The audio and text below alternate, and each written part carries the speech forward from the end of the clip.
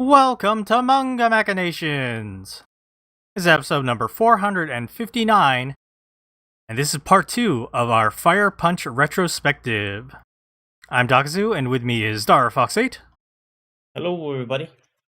And Seamus2389. Hello. Hello. Welcome to our podcast.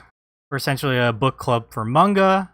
Right now, we're in the middle of reading through Fire Punch by Tatsuki Fujimoto, so that will be our main segment.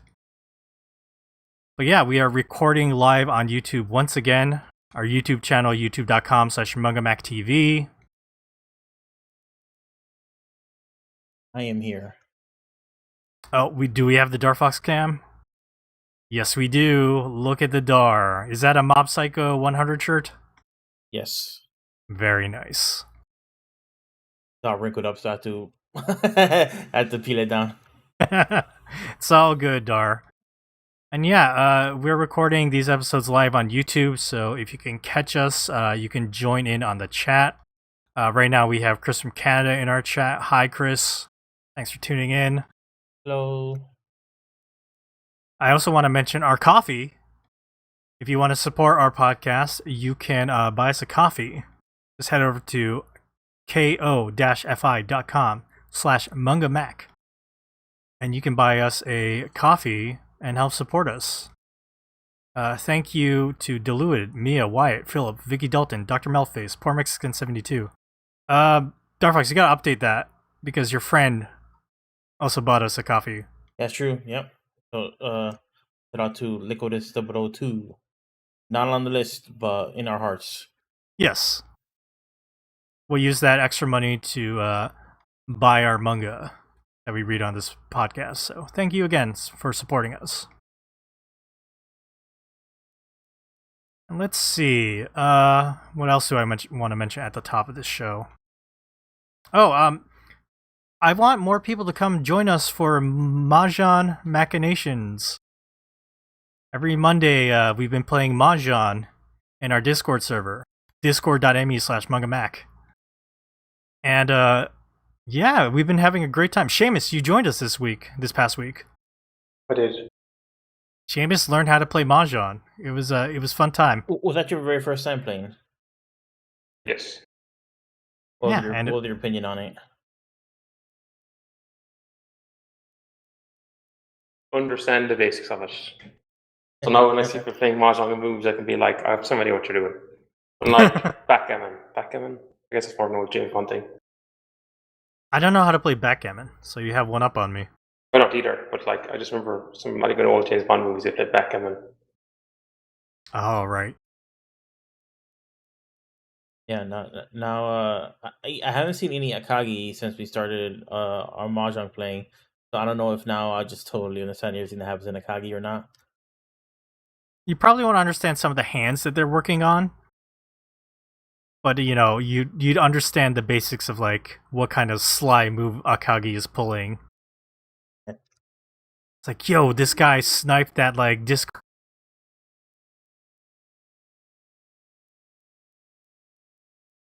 kind of stuff. But yeah, Seamus has joined us. I hope Morgana joins us when she comes back. But we'll see. I know she's busy with her new baby.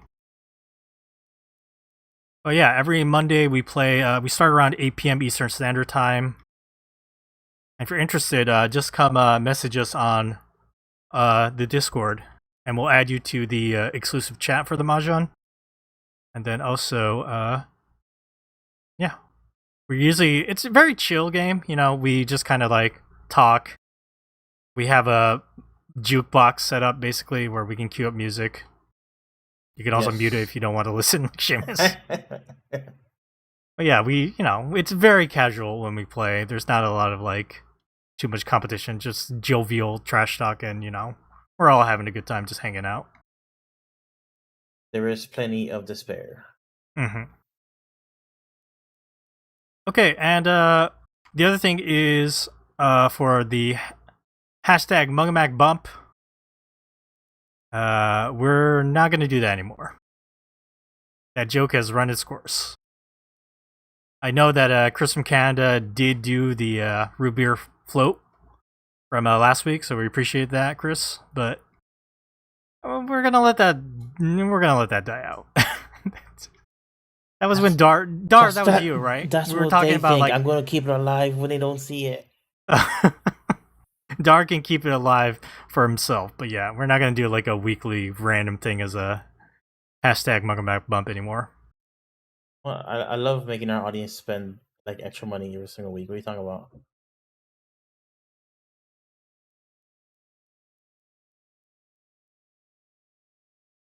Well, yeah, what we can do is I have an email here, so we'll read an email. You can send emails over to mangamachinations@gmail.com, and this email is from Tyler, our friend in Germany. This email is titled Game Show Time Once Again. I'm pretty sure that Dakazu hasn't read any of this, maybe Kakaishi or Kamen Rider, since it's an old series. Okay. Looks like we have 4 manga titles, and we have to guess who the creator of this series is. Well, joke's on you, Tyler. I've read 3 of these 4. Alright, so this is multiple choice, guys. Number 1 is the manga Kekkaishi. You have to guess the creator. Is it Araki Shin, Tanabe Yellow, or Tokuno Shotaro? My guess is the last one. Darfox says Tokuno Shotaro. Seamus, is it A, Araki Shin, B, Tanabe Yellow, or C, Tokuno Shotaro? I'll go C as well. Darfox and Seamus pick C. You are unfortunately wrong. It is B, Tanabe Yellow. Tanabe Yellow. Tanabe Yellow. You know, we read this manga for a triple dip way back in the day. I vaguely remember it, yeah. It's about the main character. He was in a family that puts up barriers, and all these like yokai demons appear at his school. And he had like his neighbor that was a girl, and like the families were like against each other. They were like rival families. And the first chapter, something bad happened, and like the girl that she was older, she got hurt, and so he swears to become like a better like barrier guy. It's a good manga. I like it. It's a good, decent shonen manga. I really like it. Do you guys remember we read Tanabe Yellow did a one-shot volume about like a weird world eater? There was a guy traveling with a little girl. I like the manga quite a bit. Yeah, I forget the name of that manga, but that manga's dope. The Last Year at the End of the World. Yes. Yeah. That was very good. Nice little. I don't know if it would work as a whole series, probably get repetitive, but the standalone thing worked really well. They did a shonen manga after that called Wingmen or Wing something. It was about teens who suddenly got the powers of wing. It kind of reminded me of that old Sentai show. Wing. You know, the Birdman Sentai show. I forget the name of it. Oh, Silver. Gotcha Man? Is that it? Maybe? I forget. It was old. Anyway, let's move along with Oh, I see Chris from Canada also played, and yeah, he picked C. Chris, you're wrong, sorry. Alright, number 2 is the manga Godaigo Daigo. Is it by Eiichi Shimizu, B, Seopass, or C, Konosuke? B, Seopass, because I passed on this one. I don't know. I guess A. Seamus guesses A, Eiichi Shimizu. Starfox, you guess B, Seopass. Unfortunately, you're both wrong. The answer is C, Konosuke. This is a pretty good manga. It runs on Shonen Jump Plus. It is not available in English. It is technically counted as an indie series, so it is under like provision. you can read all the chapters because it's indie. It's not like officially serialized.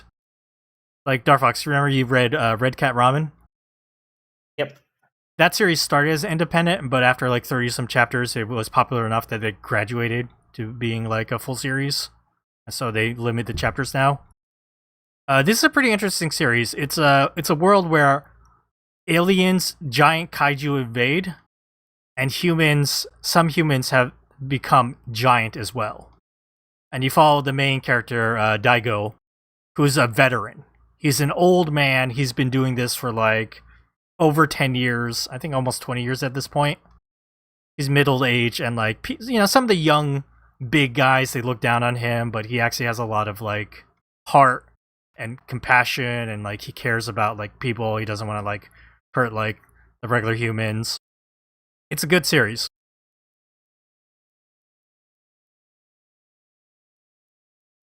Yeah, Tyler thinks I don't read that stuff. I haven't mentioned it on the podcast, but I read that.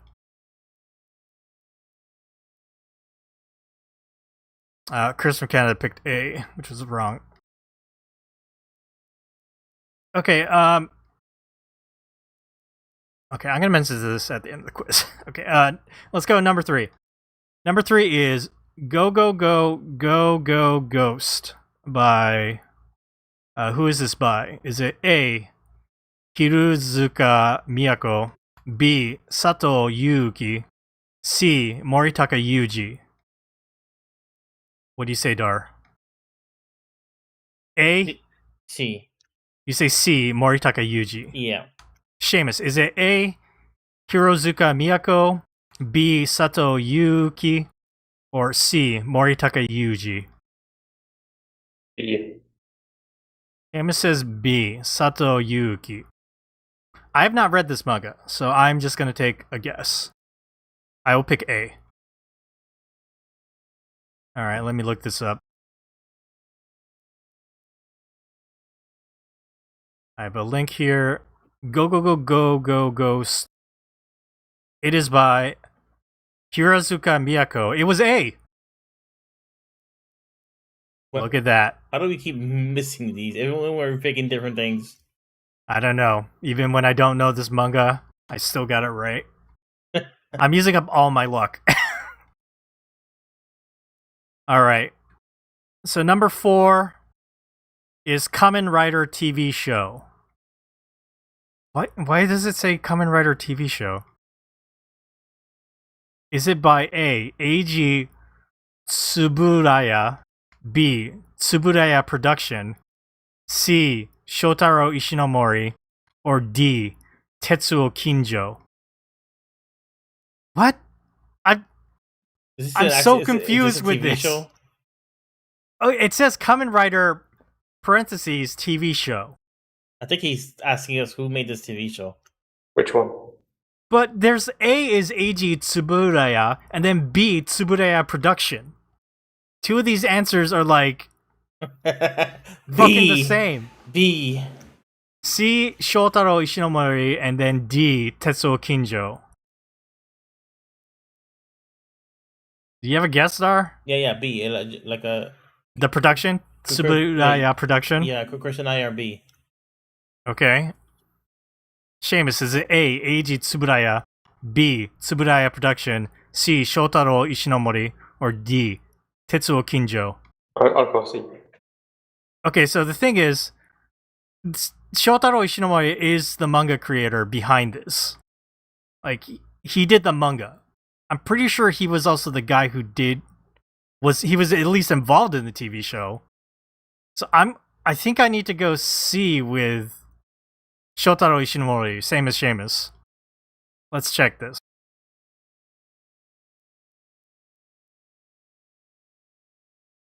All right, he sent me a link to the Kamen Rider Wikipedia page. Okay, so just read the whole article on the podcast right now.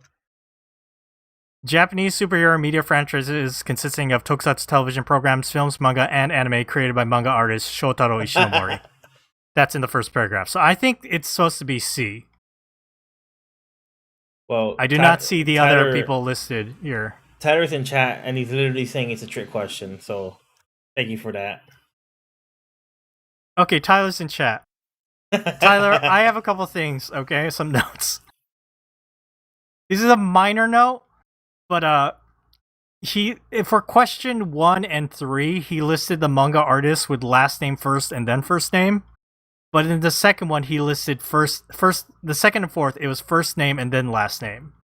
Like, pick a format and stick with it. I've been Like, there. why are we switching this up? Sometimes if you're not a native speaker, it's hard to know what the last name is. And like, depending on the resource you're using, they might have it mixed up. I know he knows the last name thing here because the last name is in all caps when it comes first. But yeah, okay. So Seamus and I got a point for number 4. That means Darfox, you had 0 points. 0 points. Seamus has 1 point. And I have 4 points. Do I need to turn in my lay and leave Tiger Quiz Island? No. Am I booted off the island? No, it's fine. The bloodline has rejected me. You're fine, Darts. I have a PS question that Tyler wrote in this email. Who you think going win in the Maki Ito versus Matt Cardona matches for the DDT Universal Championship on September 24th? Okay, Darfox, immediately Maki Ito. I don't have to hear the rest of it. It's Maki Ito. Okay. Seamus, do you have an opinion about who will win Maki Ito versus Matt Cardona? For DDT? I don't know. What I say? I guess Ito as well. But I don't know what DDT. I don't know why they're booking Macaron in the first place. Like, it's Maki Ito, a female wrestler, versus Matt Cardona. Yeah, DDT do intergender wrestling. Intergender wrestling. Not often, but like it's on and off over the years. I'm also gonna say Maki Ito. Because if Matt Cardona has that championship, what the fuck are they gonna do with it? He's gonna have it and he's gonna be like back in America. Just like Maki Ito. Wait, is Maki Ito coming to America? She's divorced for most of this year in America. Oh, I didn't know that. She's only doing like the odd show now in Japan, like recently. I think she's wrestling here in Chicago, like tonight, I think. Oh, you're gonna go see that show? No, Christ no. It's an American indie wrestling show. Like, come on. But she wrestles a lot with like GCW. I think she's actually going for some title match in GCW as well. Interesting. Did you see that tweet where somebody asked her, is there a difference between American and Japanese fans? And she's like, yeah, American fans are like the ones that say, please marry me or have my babies, or like all the weird inappropriate stuff. So that, I guess that's our that's the impression we give off. You're doing a lot now with the word "we" there. Yeah, I was about to ask, are your ears burning, Darfox? Absolutely not. I've never asked a woman to marry me on first meeting. Second meeting, maybe, but first, never. I'm glad you have some restraint. Thank you, Dar. All right, Tyler. So besides my point about like the last name, first name thing, I think this is a better quiz. So you did not stump me. I got them all right. Keep sending in those quizzes, Tyler. I want that challenge. The unstumpable. Well, at least like when it's like random things like German publishers, I don't know. At least with this, it was like creator. I was like, I mostly know these. But yeah, you can send us quizzes or whatever questions or corrections or complaints. Send them over to mangamachinations@gmail.com. We'll read an email. Friends with Ronda Rousey is.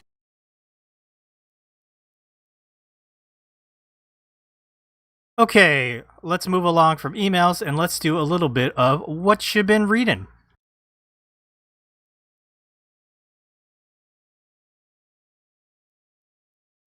So, Darfox, did you read anything this week? No, I didn't read anything. As far as watching, we didn't really have to talk about it, but we did finish watching the Dragon Ball Z movies with our friend Mr. X. Who, this saga that's been going on for a couple weeks. Yes. So OB, friend of the podcast, He's been on some of the YouTube content. And I have been rewatching the Dragon Ball movies. With Mr. X, who doesn't like anime, he definitely doesn't like Dragon Ball. And they're basically having a trade where he watches a Dragon Ball movie and LB has to watch a movie of X's choosing. X hasn't been hating him. He's been enjoying them fine, even though they're like barely movies. He has interesting opinions about them because he said the best movie was BoJack, which is not like that's not a bad one, but like that's not like a super significant one or a super like iconic one. But the reason why he said it is because it actually had the structure of a movie where it actually has like a setup and then like a twist and then there's like a climax and then it ends. Whereas like all these other movies, it's just like, oh my god, there's a bad guy, let's fight, and they fight, and they fight, and they fight, and the movie ends, right? Like it doesn't have any kind of plot structure at all. Well, yeah, because they're called movies, but they're like 40. There was a 40-minute episode, is basically what it was. Yeah, and they're it would usually be like 50 a minutes, double yeah. feature with like some other anime franchise or like whatever. So that has been fun. He seems receptive to watch the revival movies like Battle of the Gods and Resurrection of Freezer. So there's probably going to be a separate trade after that. Those movies are very different though. Those movies are actually like an hour and 40 minutes long, and they're more, I guess, traditional anime films. But yeah, besides that, I haven't done anything. Are you gonna watch like the Dragon Ball Super movie, the Broly one? Probably eventually, yeah. But LB has a lot of movies to watch, so we'll probably get through some of those first. Right. Okay, what about you, Seamus? Have you been reading anything, manga or Western comics or whatever? No, not this week. Okay. I went to go see the first Slam Dunk movie. Oh my! I have a lot of thoughts. We're gonna start with non-spoiler stuff, but eventually I will need to talk about the plot in detail. So Darfox is going to be putting up a spoiler thing on the screen, and I will give people warning. It'll also be marked in like our show notes, so people can skip over if they don't want to hear it.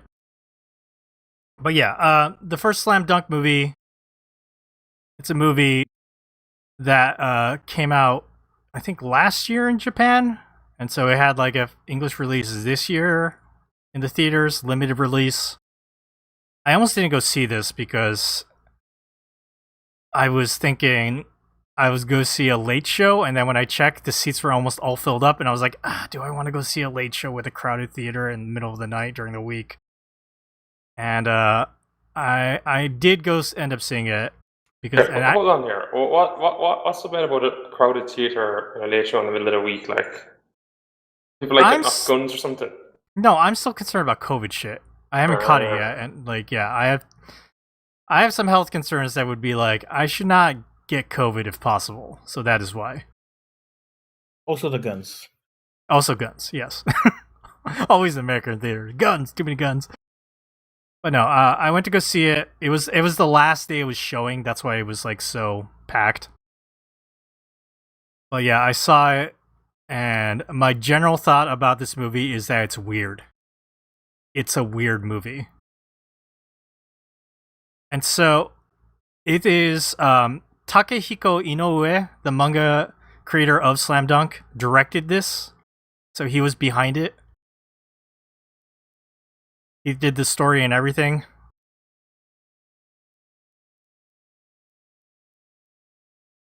I just linked Darfox over to the G Kids website for the first Slam Dunk. I don't know if he wants to put that up. But yeah, what can I say about this movie that isn't spoiler yet? The movie covers the last match in the series. So this is Shohoku versus Sanno. And just to let people know, Darfox, Seamus, and I, we read this at the beginning of Manga Machinations. This was The second the third retrospective we did? Did we it do was Parasite second. first, or we did Slam Dunk? No, we did Slam Dunk first. Okay. Basically, we didn't know if we were going to do anything besides Billy Bat, and then we decided to proceed with Slam Dunk, and that basically was the continuation of the podcast. I can't believe we did Slam Dunk. I guess it was smart to do it early before Seamus realized he was like, I don't know about these sports mangas. Or maybe it's because we started with Slam Dunk, which is such like a banger of a sports manga and just like a really masterpiece manga in general. That all their sports mangas, Seamus was like, I don't know. But yeah, like I just said, I consider Slam Dunk manga to be a masterpiece. It's one of the few manga I would put masterpiece on. I think it has one of the best endings for like a manga in general, especially a sports manga. And so this movie is about that final match, Shohoku versus Sunno. But here's the thing. I'm going to read the synopsis that's on G-Kids, okay? This is just general things about the synopsis of this movie. Shohoku's speed star and point guard Ryota Miyagi always plays with brain and lightning speed, running circles around his opponents while feigning composure. Born and raised in Okinawa, Ryota had a brother who was 3 years older. Following in the footsteps of his older brother, who was a famous local player from a young age, Ryota also became addicted to basketball. In his second year of high school, Ryota plays for the Shohoku school basketball team along with Sakuragi, Rukawa, Akagi, and Mitsui, as they take the stage at the inter-high school national championship. Now they are on the brink of challenging the reigning champions Sunno Kyogo High School. Alright, so that's the setup. I'll go more into story thoughts later. Let me start out with some technical things about this movie. So, this movie uses CG animation. So, whenever the players are playing basketball, it's CG animation. I'm going to say the CG animation looks okay. It looks okay. It's a little choppy sometimes. Like, you know, the subtracted frames that we complain about with Japanese 3D animation sometimes. But it wasn't so bad. One of the strengths of this movie was Takahiko Inoue. The way he set up the shots and the action for like when someone does a breakaway or someone's going for the shot. All of that was like composed and shot really great. The action of the sport looked really nice. But sometimes, like when they're moving around and just like more like still, it didn't look so good. They did, I don't know what the technology they used, but they made it so like the facial animations of the characters, that looked very smooth and it looked very close to Inoue's like original manga drawings. It looked really great. It was super fancy and detailed looking. But like it was like weird because it looks especially good on characters like Sakuragi, who are like, you know, really dynamic in their expressions and they really change around a lot. But then it would cut to shots of Rukawa, who is usually, that guy's like cold faced and he doesn't show a lot of expression, right? He looks so stiff. It looked like he was looking like a video game model that wasn't moving, you know? And speaking of video game models, I would like compare the animation I saw for like some of the movements, or at least like the CG models of the players on the court. So like the Shohoku team and the opposing Sunno team, I would say they're like PlayStation 4 quality Dark Fox. Okay? Okay. They're pretty good, right? But they would cut to the people on the bench like the coach, or like Kogure, you know, the guy with the glasses, the sub captain or whatever. They look like they were PlayStation 3 models. And then it would show the crowd in the background, and they were always blurred, and they weren't moving at all. And they look like motionless PlayStation 3 models. But you know, there's like Sakuragi's gang, his other delinquent friends. Yeah. Along with Mitsu's fan club, you know, his delinquent friends there. And of course, you know, it's not Ayako. Shit, who's the name of the main girl?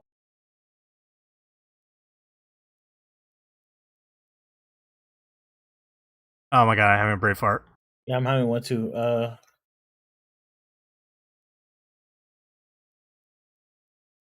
Haruko-san. Yeah. Oh.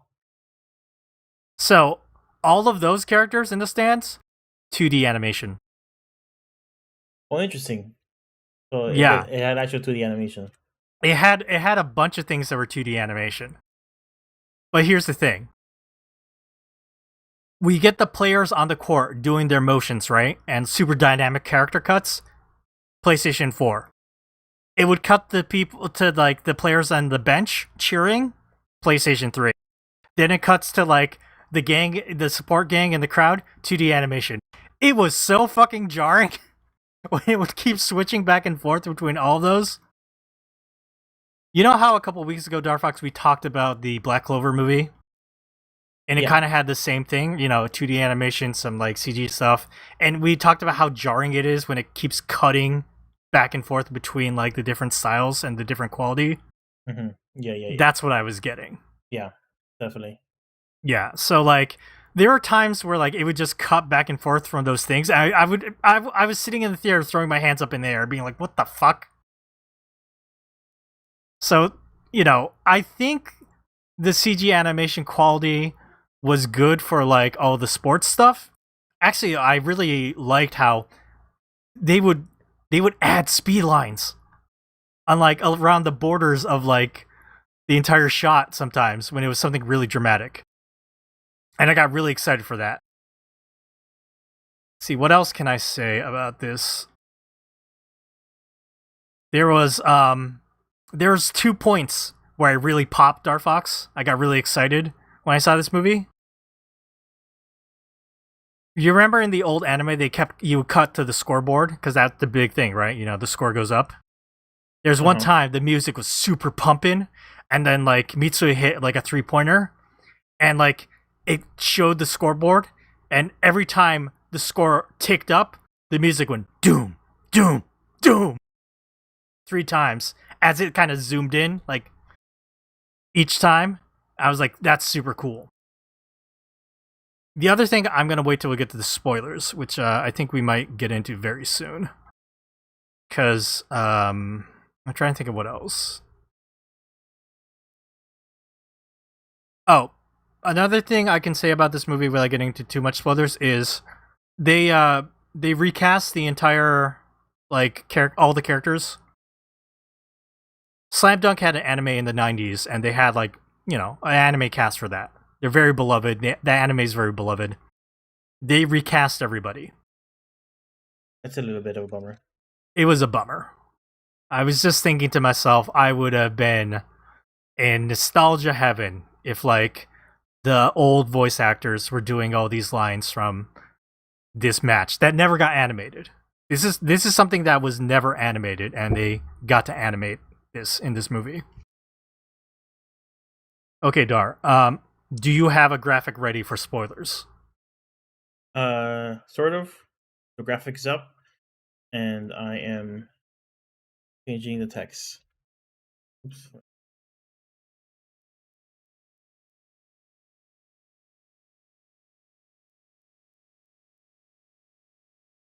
All right, I just want to wait for a go sign from Dar. Oh,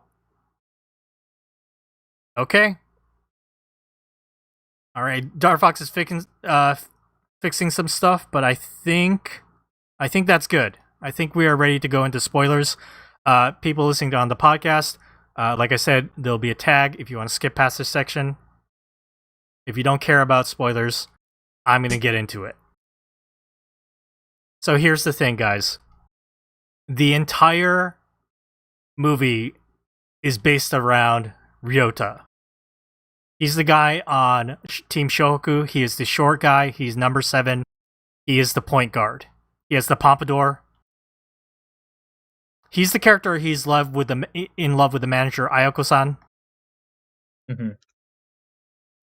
The beginning of the movie starts with him as a child in Okinawa, and he's learning to play basketball with his older brother, Sho. And Sho's like really talented. And what happens is, at the beginning of the movie, his family loses their dad. It's not really explained, it was an accident, was it, illness? He's just gone. And his older brother Sho is like, I'll be the captain of this team. I can step it up. Yeah, so Sho dies. His older brother also dies in an accident going on a fishing boat. And of course, the last thing that happened with Ryota was like Sho promised Ryota they'd play more basketball, and he actually had promised with his friends to go on the boat. And so, Ryota's seeing him off on the boat yelling at him. I was like, "You're an idiot! I hate you, baka baka!" And crying. And that was the last time he saw him because he died after that. So it then cuts to the beginning of the match, and the intro is awesome because it's all Inoue is drawing all the characters, and once they're fully drawn, they start moving around and walking up, and all the characters are drawn and ready, and then the Shohoku team walks forward, and then the Sano team walks forward, and then the center of the court says the first slam dunk, and then it just goes right into that match. Throughout the match, it keeps cutting to Ryota as he's struggling throughout his childhood. His mom wants to put away all his older brother's stuff because it's too painful for her, and Ryota's fighting. Or Ryota's playing on the kids' team, and they keep comparing him to his brother. It's weird. It's a weird fucking choice because if you guys remember anything about that final match, or even Slam Dunk in general, Slam Dunk is a basketball manga about a delinquent named Sakuragi Hanamichi who starts playing basketball to impress a girl, and then he falls in love with basketball. Especially that final match, right? He gets injured towards the end of the match, and then, despite his injury, he wants to go back on the court and play. There's not enough stuff that happens in that Sun-No match to make it about Ryota. But I feel like Takahiko Inoue was like, yo, I want to inject some of the drama and some of the more storytelling that I've been working on through my other manga series like Vagabond or my other basketball manga. Real, yeah, exactly. Which is, more about human drama, right? And so it's like he shoehorned in all this backstory about Ryota. And Ryota was the character he had to do it with because we've already covered, the series is about Hanamichi, so his backstory is all there. Akagi, his stuff is already there. And tied with Akagi is Michan or Mitsui, the shooter. He's there. You could have done maybe Rukawa, but Rukawa is kind of already done there too. And his entire character is, that guy doesn't care to give two shits about anything about basketball. He doesn't care about the basics, right? That guy loves to sleep. He ended up going to Shohoku just because it was close to his home, even though it wasn't a strong team. It's completely random. And so Ryota is a character because he had the most empty slate where you could shoehorn in this sad story about single mom and his, deceased older brother that casts a shadow over him. And they're doing all these dramatic things that would be like, oh man, it's so sad that Ryota suffers because he can't, forget about his brother and all these. And it's going over my head. It is going completely over my head. And there's supposed to be moments where you're it's super sad and you're crying. And I'm just I am not emotionally connecting with this because this is it's so removed. It is so removed from the original Slam Dunk story. And, after I saw this movie, I explained it to my wife. And I was just telling her like how weird it was that they decided to like pivot and make this movie about Ryota. And so my wife asked me this really great question. She's like, who do you think this movie is for? Is this for nostalgia? Is it for the new Gen Z? And I was like, neither. This movie is for Takehiko Inoue. Like, it's for Inoue to kind of be like, look at this awesome dramatic story that I fit into like this classic slam dunk. And that it did not work for me. I've heard people have gone to this movie and they love it, and they love seeing, this final match animated, and they love the characters, and they love, this dramatic story by Rota. It made him cry. Nah, not for me. Totally missed. I mean, it's not for the nostalgia factor because they recast all the original cast. So that already was like such a miss for me. And it's funny too, because as the movie goes on, it's not just about Ryota. They cut to Akagi.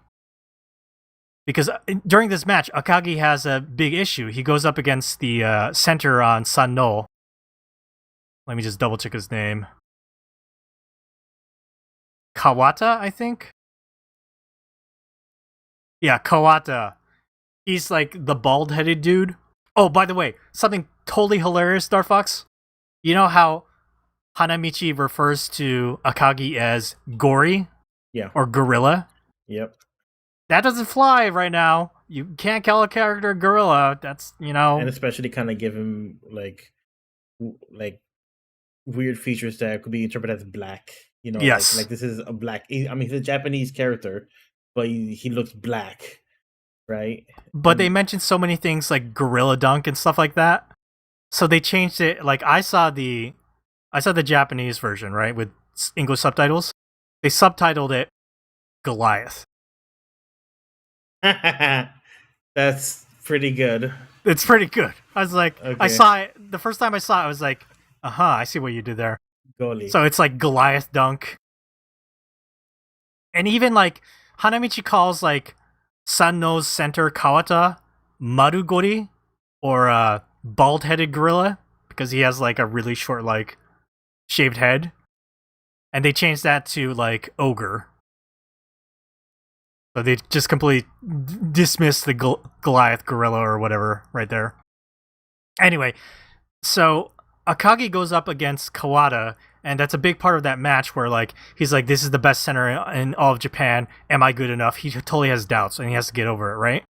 And so even though we've been focusing on Ryota so much for this dramatic story, it suddenly cuts, and now like Akagi is the focus. And I was like, I know you're doing this because you have to, because it's part of the match, but you focus so much on Ryota, I don't know how I feel about this. And also, you know how Slam Dunk in general is like, especially the anime, it was very funny. It was like a fun anime that had a lot of like comedy and humor. That stuff is still in this final match, even in the manga, but because it's cast against the super dramatic tone of Ryota's backstory that they shoehorned in here, and with some really dramatic music, they would do these jokes and nobody laughed. Sakuragi would do something hilarious, nobody laughed. I was just like, you're ruining the mood of what you originally set up. Oh my gosh, it was, and here's the thing. This match I mentioned Sakuragi gets injured, right? He has to get pulled out, and I think this is on the penultimate volume of the manga, the last page, but Sakuragi thinks about like all the matches he's done, and he finally thinks about how he started basketball when Haruko-san asked him, do you like basketball? In the beginning of the series, he lies, right? He says, oh, I love it. But in the manga, during this match, he thinks about that, and then it shows him he's holding Haruko-san's shoulder, and he's standing up, and he says, I love basketball. This time it's not a lie. It's like a super important part, right? Not in this movie. They don't put it in this movie. Interesting. I got a question. Okay, Does this movie cover the whole match? it covers the whole match. Okay, because the way you're explaining it made it seem like they were going to make the second Slam Dunk movie, and it was going to, focus on like Michi or Michan, and then they'll make the third Slam Dunk movie. It's going to focus on Akagi, and then they'll finally get to the last one and finish the match. It'll be about like Sakuragi. That's kind of what Oh it no, felt that like. that would be insane not Yeah, to finish this match. Well, if they're injecting so much backstory into it, like it kind of felt like that. Like when you first describing it, that's what I imagined they were doing. But if they go through the whole match, I don't understand how. Let me explain the ending. Okay. Okay. So throughout the entire story, you had this horrible, tragic beginnings of Ryota, right? And like in the middle of the match, Ryota really struggles against like the Sanno players who press him, and they can't get any points, and like they keep scoring against the team, and they can't do anything. And then like the coach, Colonel Sanders. Oh, by the way, Colonel Sanders, coach, looks crazy because he's like not as detailed, and he's in 3D. He totally looks like just like a Colonel Sanders. It's insane. Like in the middle of the movie, Colonel Sanders was like, they want to break us, but I know, we won't break. And he looks right at Ryota, right? And that's like the big moment. It's so funny because even at the beginning of the match, Ryota is watching the other players play. Because it's not about Ryota in the manga during that match. And like keeps cutting to Ryota, and like Ruka does something, he's like, damn, he's so good. Or Sakuragi does something, is like, whoa, that was awesome. It's like, why do we need to keep cutting to Ryota for these things? It's because he's the focus of this movie. Oh man. It did some of the backstory for Sanno's ace, Sawakita, who's the guy who's like going up against Ruka, and he's like, I've done everything I didn't need to do in Japan, and now I'm going to go to America. Oh, it's... Okay, so the end of the movie. The end of the movie I popped because, I don't know if you guys remember this, at the very end of the match in the manga, there's no dialogue. It's a no dialogue section. And in the movie, it's silent. It's a silent moment for the final moments. Except for like you hear a heartbeat going dun dun dun dun dun and getting faster and faster. And so, the spoilers are up there on the thing, so I'm gonna be doing spoilers. The end of the Sanno match and the end of Slam Dunk, Ruka scores. They surpass Sanno. But the ace, Sawakita, takes the ball and scores on Shonan, making them go over. There's 20 seconds left, and then it just cuts to Sakuragi running towards the, the basket on the other side. And then with 20 seconds left, Ruka has to run it up the court. He's trying to score, but two guys are blocking him. And then he turns and looks, and no, Sakuragi is right there, and he does the winning shot. And it's an amazing moment in the manga. And after that, Sakuragi and Ruka just like walk up to each other silently and do this epic fucking high five. It is fucking dope. And it was great. Like there wasn't any sound until the high five happened and it was slap. And I was like, I got chills. I was like, that was great. But it was undercut by the fact that the entire movie focused on Ryota up to that point. And get this, Star Fox. This movie has an epilogue.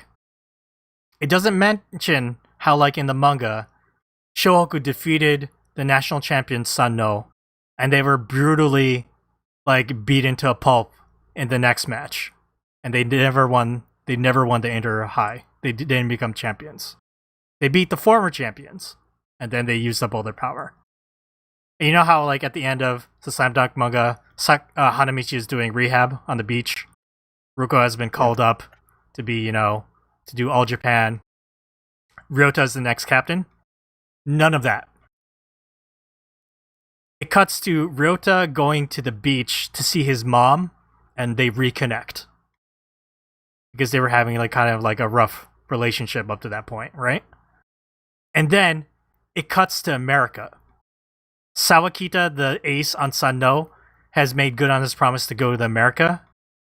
He's playing on I think he's playing like on a college team. It's weird though because they're in a gymnasium that kind of looks like a high school gymnasium with the pull-out bleachers. And I'm thinking to myself, I'm pretty sure colleges have better like stadiums than this, right? Sawakita is there. There's a Japanese reporter reporting on him. He goes out ready to play, and on the opposite team, Ryota is the point guard on an American team. And that's the fucking ending. I was like, what the fuck? Because Ryota was the focus on the movie, it cuts to it retcons the ending, and Ryota is now in America. Because he was always gonna make it. And I'm just like, what the fuck? It was so weird. I think being such a fan of like the original manga and the anime made it was too distracting to that shoehorned in story about Ryota and his like sad backstory. I couldn't handle it, Dar. Rant over.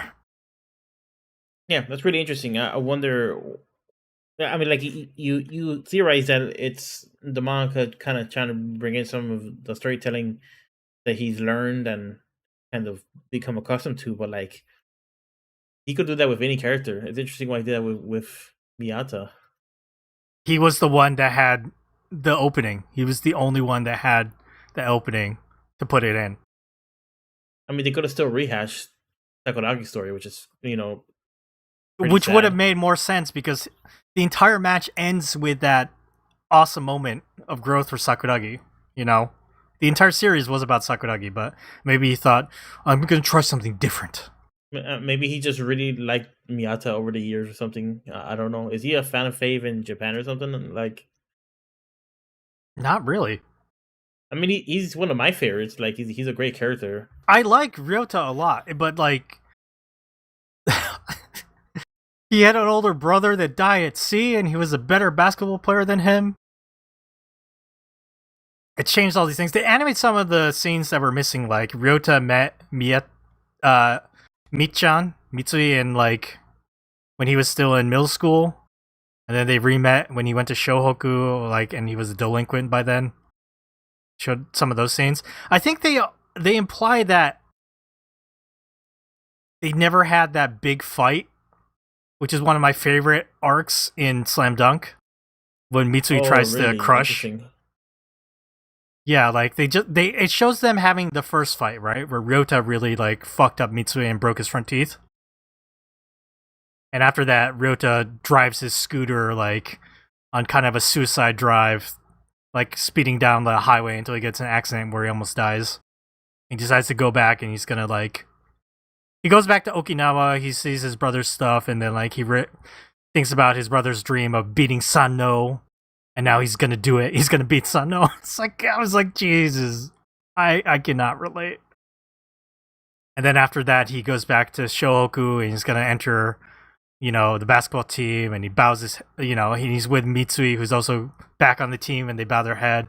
And that made it seem like there was no big fight between like Mitsui and like the rest of the team. That got into the backstory of Mitsui. So I don't know, man. I just don't know. This movie did not resonate with me. It just, I thought it was weird.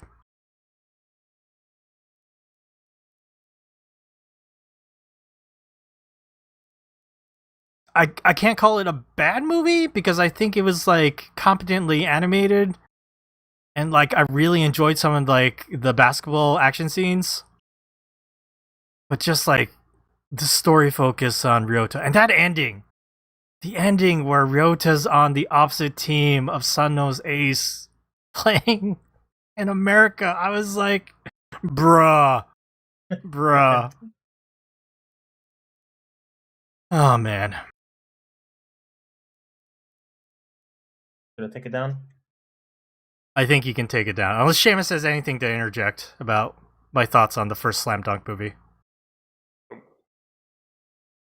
Okay.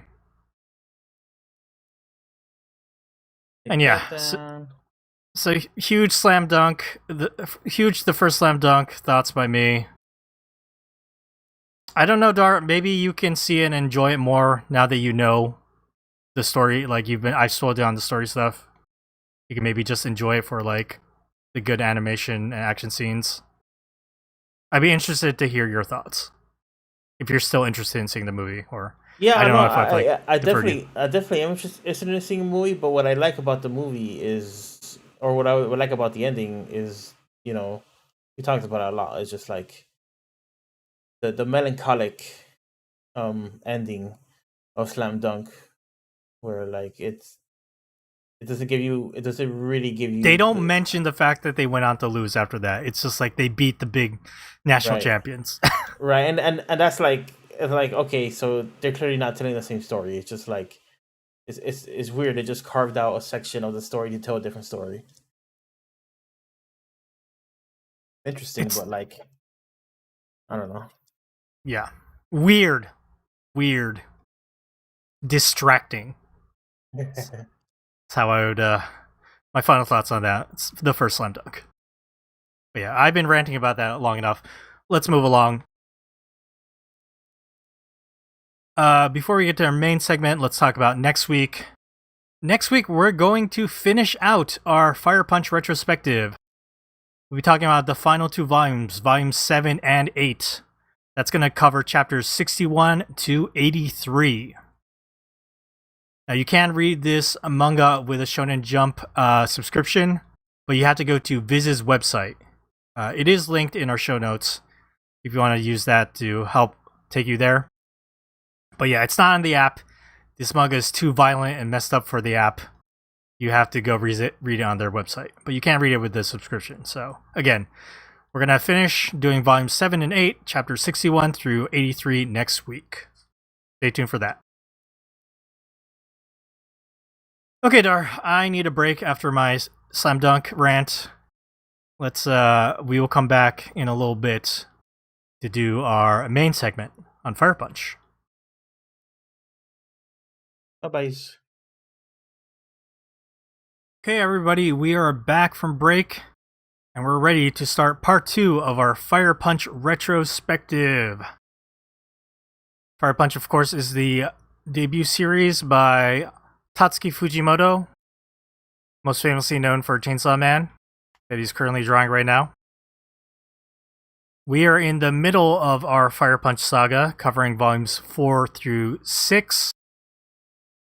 It'll be chapters 29 to 60. Before we get into the story content, can we talk a little bit about these covers on these volumes? We didn't mention it last week, but I really love the covers for these volumes. Darfox has them showing on the screen right now, cycling through volumes 4, 5, and 6. But it's like 3 different characters with the same pose. We got Agni, aka Fire Punch, clenching his fist on 4. On 5, it's Togata clenching their fist. And on volume 6 is Judah clenching their fist.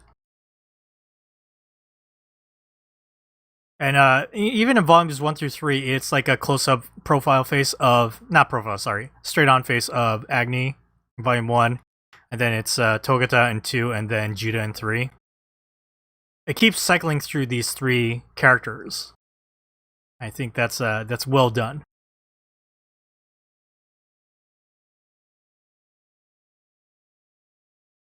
So yeah, Dar, you've never read this part of Fire Punch, right? No, definitely not. I have a lot of questions for you because I reread volumes 4, 5, and 6 for this week's podcast, and I was like, everything happens. Fucking everything happens in these 3 volumes. It is like non-stop with the crazy stuff. It's like they go to one side of the room and kind of fuss about and mess it all up, and then to just go to the other side of the room and fuss about and mess it all up. and then they go back to the other side of the room, make sure they got everything all messed up well. It's like there's a little bit like of back and forth in these in these arcs, these short arcs that are like, it's like retreading the same kind of dilemmas. And once you think that like they've come to some sort of conclusion, it's almost like they double down and like, actually no, this is how this is going to conclude, and it just kind of gets worse. Yeah. Dar, I'm just gonna let you lead the conversation this week. Let's tell what do you want to talk about here? Oh boy. What What comes to mind first? I guess the most controversial thing, from like a character standpoint, is Agni kind of wigging out and going back and killing Doma. Was that his name, Doma? Yes, Killing the Doma person who and burned him his, at the beginning. yeah, and his encampment of like all those people. Like, it's kind of like that thing where like he said all the right things. Where it's like Luna wouldn't want this person to die. I don't want this person to die, and he walks away. But then he doubles back and like he didn't really believe what he was saying. And Luna's continually used as like an excuse for the stuff he's thinking and feeling. Yeah, I don't know if there's anything else to that besides just like he's kind of unhinged and he really wanted to kill Doma. Well, is that what you think? Is because of like he like you mentioned, he thinks Doma had just died right before that until he's told that Doma is actually alive.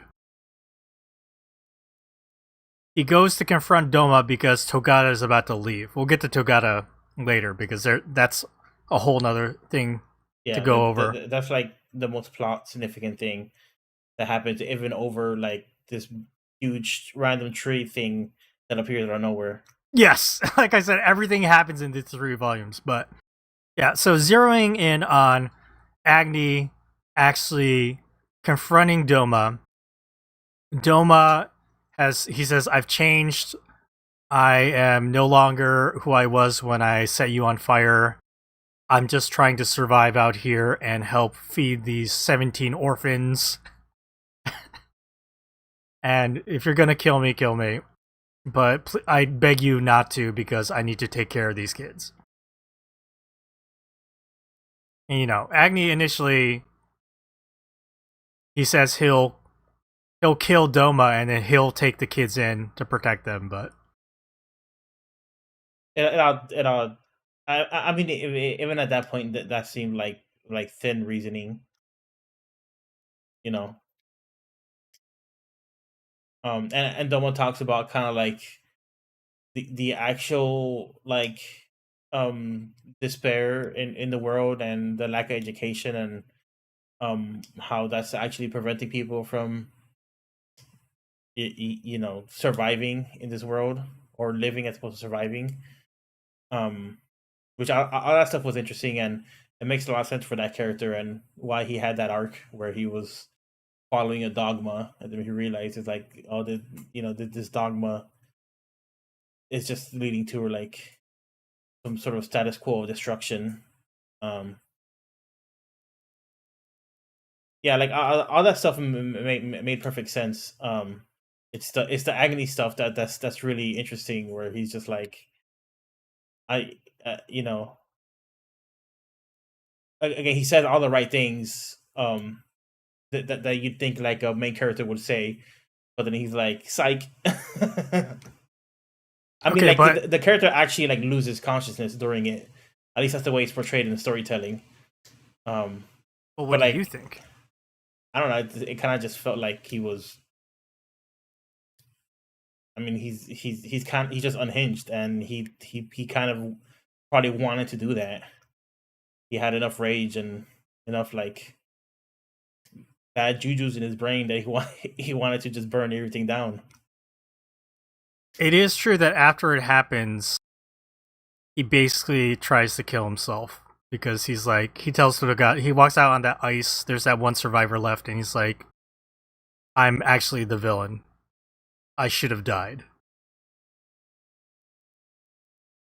Seamus, what is your take on this Agni confronting Doma and then like leaving and then going back and killing him? What do you think? I think it's a bit like Dar said. It's like he can tell himself he's grand with it, but I think he doesn't like 100% believe that. So he just kills them all. So the part that he didn't believe that came out as Luna, who convinced him, be Fire Punch, go Fire Punch Doma. Yeah, like that's kind of my thinking is like, it's like Dar said, it's like he says the right things, and I think he wants to believe it. Maybe a certain extent he does, but like, you know, he's also like literally insane. Yeah, he doesn't have the help he needs. It sounds like a silly thing to say. No but, therapy like, here yeah, in the well, fucking ice or, apocalypse. yeah, or medication or psychiatric help. But like, I'd like to see the therapy that's like, all right, well, everyone in your village is dead, and you've been on fire for the last 8 years. yeah, he's like, let's unpack this. Yeah, if the therapy can fix this, all right, yeah. But you know, it's like, I don't know anything about like any kind of mental conditions and the idea of like snapping, but like this is very much portrayed like a snap, where like whatever Styx was holding up this structure of his reasoning just caved in, and he just kind of did what he kind of wanted to do. It never gave me the impression, and I'm unless y'all tell me otherwise, I don't think this is the case. It never gave me the impression that there's something else going on, that there's like a some sort of mind control thing going on, some sort of supervillain thing going on.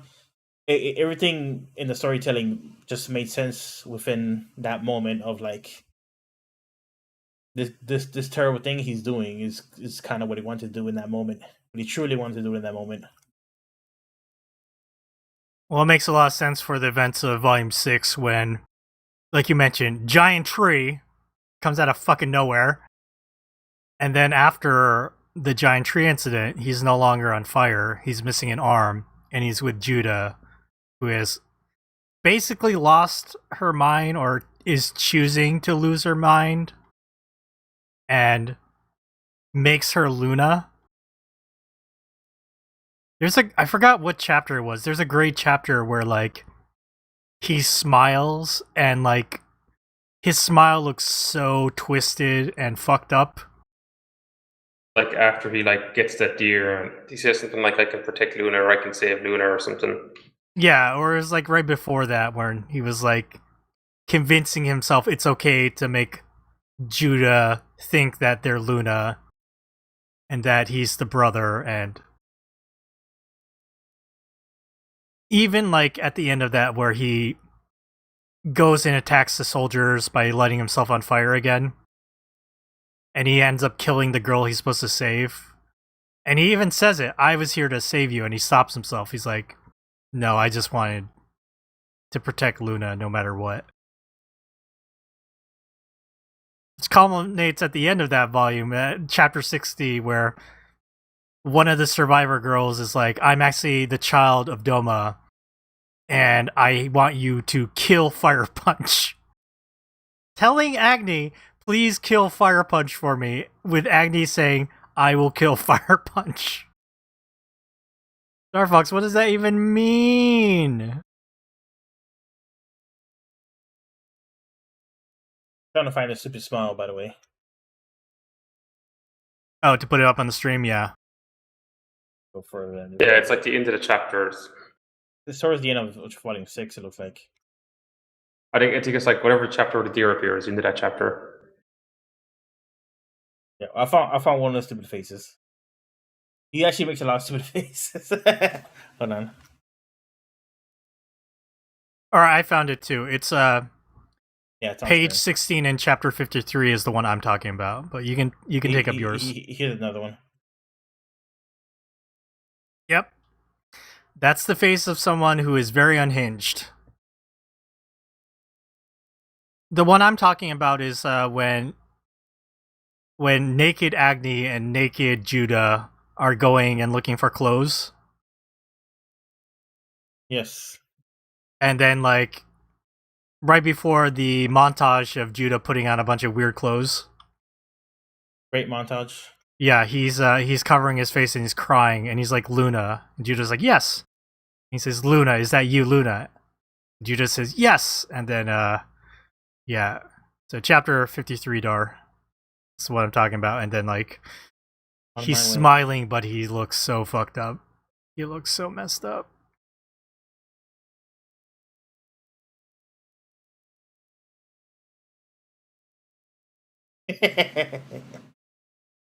You found it?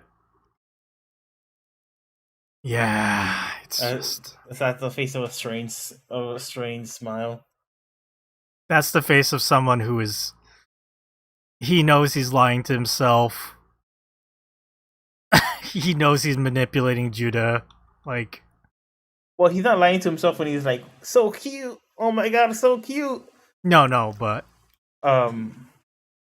Which is funny because like you could see this character, the core of this character being like he was lying to himself from the very beginning, before like the tragic shit happened to his um to his town, with between his sister, and he clearly just wanted to fuck his sister, even though he was kind of telling her like, no, we shouldn't do this. He really wanted her, and all the cannibalism stuff. They understood that was a taboo, but they rationalized it because of the post-apocalypse or whatever. We talked a lot about that stuff, like weird, amoral, taboo concepts. How do you deal with that in a post-apocalyptic world? Like the character was clearly kind of like just wrestling with those ideas, anyways, in some sort of like primitive sense. Um,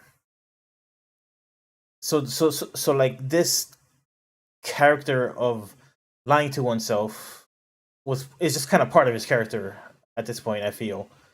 And all the stuff between him getting set on fire for 8 years and just like losing his mind a couple of times over that years until he's able to stand up and walk around, that's just like adding an X factor of multiplication to this bad character trait that he has, and making him just really unhinged.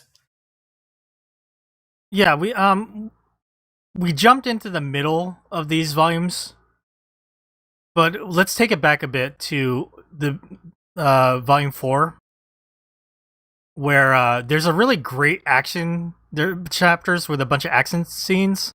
The chase of the trucks and the soldiers on the jets, the snow bikes. We can talk more in detail about that, but what I want to get to is they're able to fend off the soldiers, and now, Agni has that confrontation with this person who calls themselves the Ice Witch. And then Agni realizes, oh wow, I killed a lot of people by destroying this this city, Bolmberg, or whatever the fuck it was called.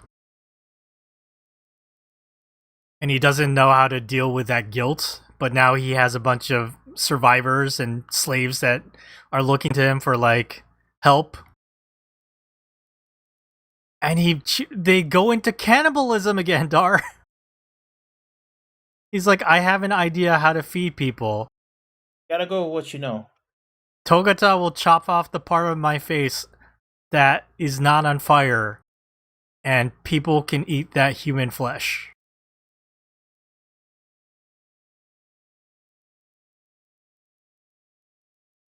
Do you have any thoughts about that, Dar? Where like it ends up going to cannibalism again? You thought we had left it behind, but it's back, baby. But just like you apply what you know to the situation, and that is a solution that he came across when he was really young. So it's another they could do it. It's like I thought. Oh, go ahead. Well, it's just like it's almost like just because you can't do something doesn't mean you should. Right, which is what's brought up by Judah later during the confrontation. Yeah, and like he doesn't have like that impulse control, I guess. I think it's interesting because you have all these other characters making commentary about that situation where they're clearly eating Agni's face. And you have characters like Sun, you know, the kid with the electricity powers that got his feet chopped off, who just believes Agni's God, right? And making up like his own scripture at this point about like, you know, if you eat the eyes of like Agni, it will clear like your eye stuff. We have the girl Nenato who's in on everything, and she's starting to get creeped out about how everyone's becoming so fanatical about Agni. And you have other characters like the new girl with the spear, who speaks English, I believe, in the Japanese version of Fire Punch.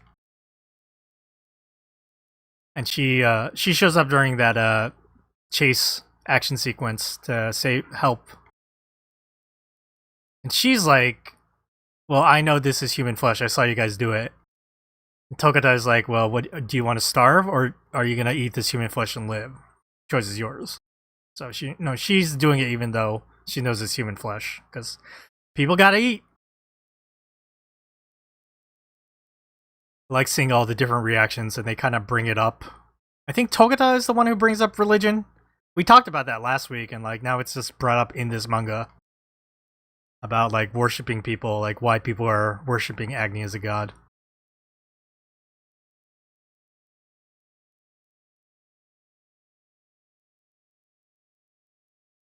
Dar, let's go back to the beginning of this 4-volume and let's talk about that chase sequence. What do you think? It's basically like the biggest action sequence we have in these 3 volumes. And yeah. Go ahead. Yeah, I mean it's good. It's definitely not the strong point of the manga. You can see Tatsuki Fujimoto kind of working out some of the quirky like comedy stuff that he does really well in Chainsaw Man. I have a scene right here highlighted. I won't show the whole sequence. It goes over like many pages, but it's the sequence where Togata gets killed various times while she's driving this truck, and I love various that. soldiers come in. I love that. Yeah, like you could really see this in some sort of like Quentin Tarantino movie. You could really see like the framing and just like the dark humor of it in a movie, and like like you can really see just like the DNA of like Tatsuki Fujimoto's interest and sense of humor in a scene like this. And the way how it's set up almost like a storyboard where you know it's less like you have to, and you know in manga a lot of times the art's very fluid where you kind of open up a page and the 2-page spread kind of guides your eyes. This doesn't really have that, where it just have like a more rigid like look at this and this is a timeline, which almost breaks the manga form. It works great, you know, as far as the joke delivery, but like it's very filmic is what I'm trying to say, I guess, where he's clearly like just showing all of his inspiration and just like boner for movies right here. It goes on a while. Let me blur it. Hold on.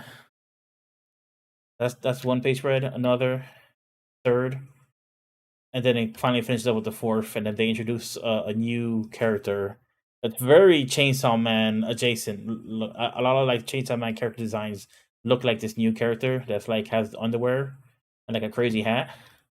Yes. And his power is, I guess he makes iron, or like I feel like he makes iron out of his body or something. Yeah, he was making the hatchets that Togata was using to cut off the food. Yeah, what do you think about naked hatchet guy, naked iron guy who ends up killing the soldier, the leader of the soldiers? Man, I cannot talk today. I think it's appropriately weird and striking, and all these characters fucking die. like unceremoniously. It's just again very Chainsaw Man like. So like we didn't get to learn much about these characters at all. Just hit reset on the characters. You mean like the girl with the spear? Well, like all these characters, I think, were shown when the tree appeared and like connected to everybody and sucked their life out. I assume they're dead. I guess they might reappear, but like I thought the implication was that everybody died. Everybody in the Chainsaw Man, everybody in the Fire Punch like religion camp died. They got treed. So there is a shot of far away from that tree and the people dead. There's people on a snowmobile, like a snowmobile truck. So there are some people who are there still alive, but just the people on the truck. I'll remind you, Dark Fox, it was, I believe, Neneto and Sun. They were going to drive around and look for... And the Iron Guy. Yes, and the naked guy with a bulge. Oh, Bulgeman survived? I think he did. We'll find out next week in the last 2 volumes. Look at the picture on the screen. That's the image of a survivor. Oh, you found it? No, I just had the picture of his introduction. He has a big package. I feel like his bulge is extra big. All the better to make iron for you. I mean, I guess you're gonna be running around in your underwear in the snow apocalypse. You better have a big set of balls. Really, it's the balls and the cock in there. Just all part of the package.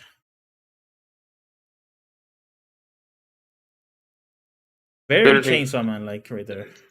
Because he's so cold, like, that's also shriveled up. Oh, so in his natural state, is actually way bigger than. I love it. Damn. Seamus, you do you have any Talk thoughts about blessed? You know what I'm saying? Am I right, guys? Jesus. Oh. Jesus. Seamus, I wanted to ask you about this chase action sequence. Like, what were your thoughts rereading this? I think you mentioned you really liked this the first time you read it. I think it's still like the same the second time round. The guy to stop is very good. I can't remember, did I mention about the woman with the stick and how like she reminds you of that character from whatever that Metal Gear game where like Kojima was like, oh, there's a reason why she's like half naked, mostly naked. You'll be ashamed of the words and deeds. Quiet from Metal Gear Solid 5. Yeah, I remember I read the reason and I was like, no, Kojima, yeah, don't feel no shame here. I think you're full of shit. Yep, I would agree, Seamus, and I feel it's a similar thing here. Tatsuki Fujimoto is like, well, if I'm going to draw a new character with powers, let's make it this cool, half-naked girl.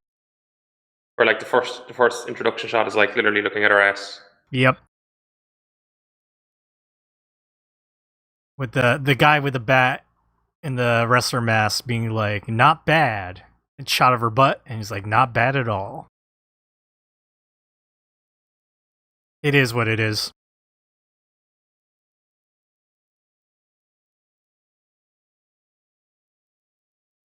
I think that's it for the chase stuff. Darfox, last week when I was asking you to make a episode banner for our Fire Punch retrospective part 1, because Darfox always designs like the different like little images that we put up on our Discord and also over on our Twitter. You had put, what was it? Check out this manic pixie cinephile or whatever. Yeah, manic pixie cinephile girl. Yes, and magical girl. Right, and so the thing is, I asked Darfox to edit that a little and this was not Darfox's fault because he had not read what ends up getting revealed here in these volumes. But yeah, Togata is actually someone who identifies as male, even though they have a female body.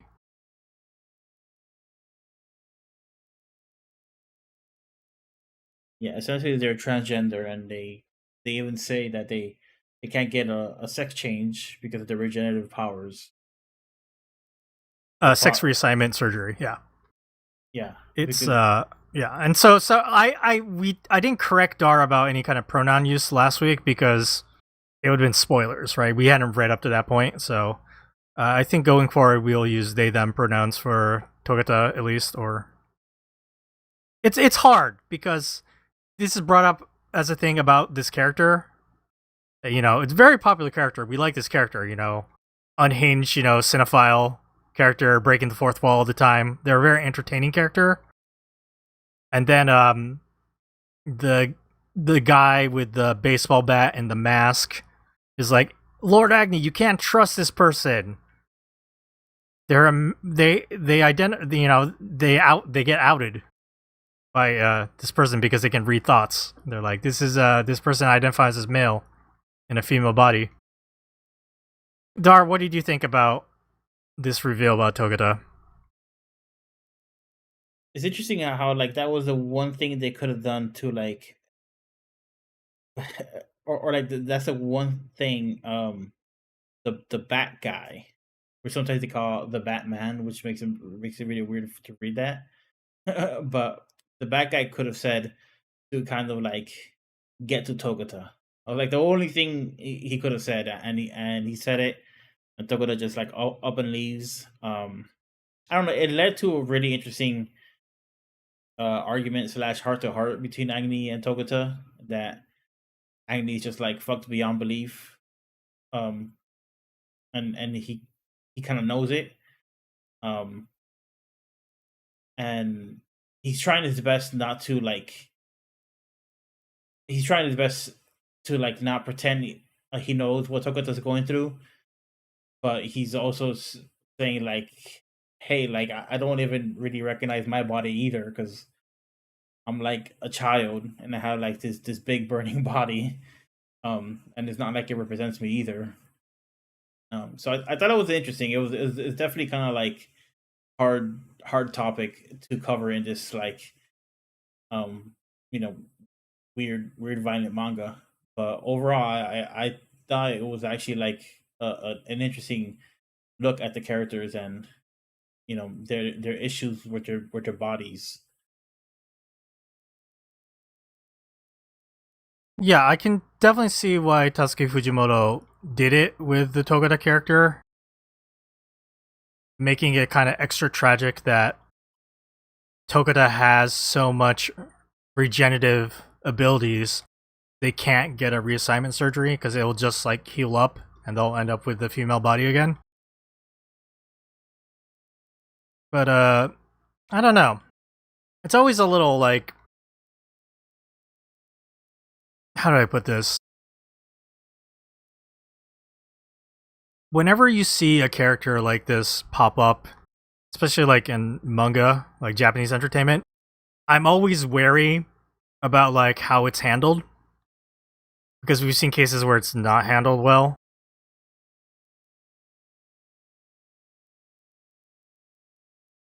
So I wanted kind of like your take on if you thought, like how you thought it was handled here, Dar, and also Seamus.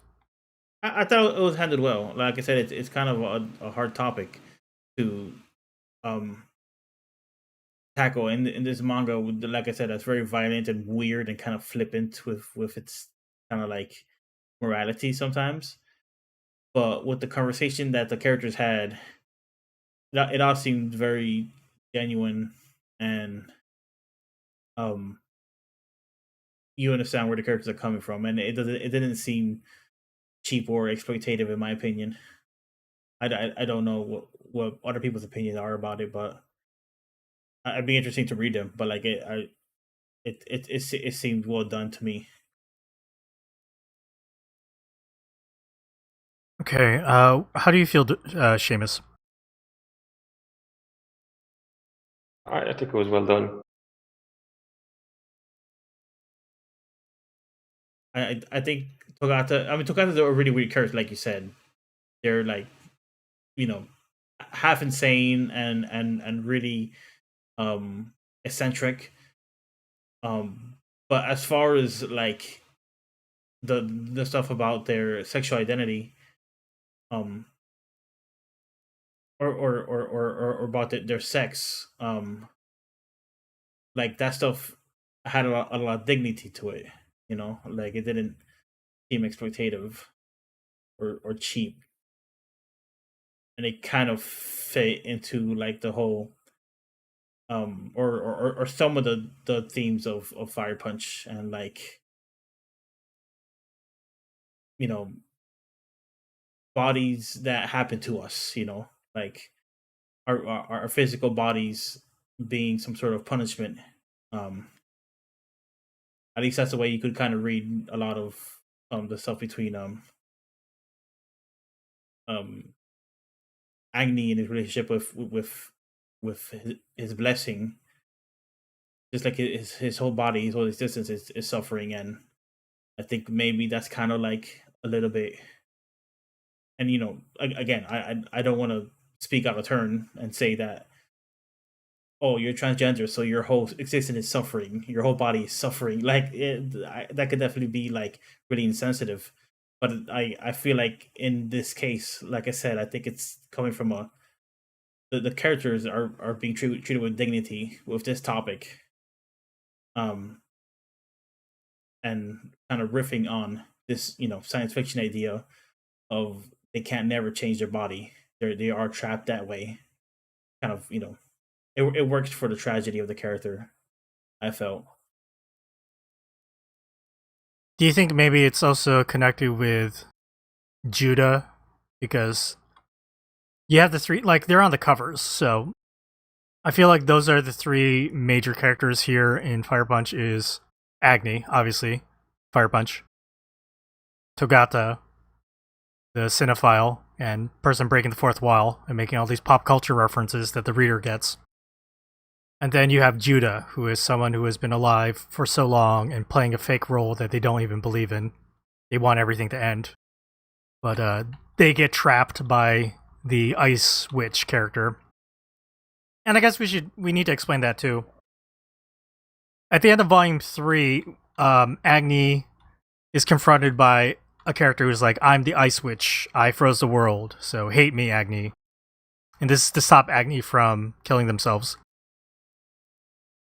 Turns out that character is... Seamus, you're going to have to help me, but they're a character that's been alive when the world was still warm.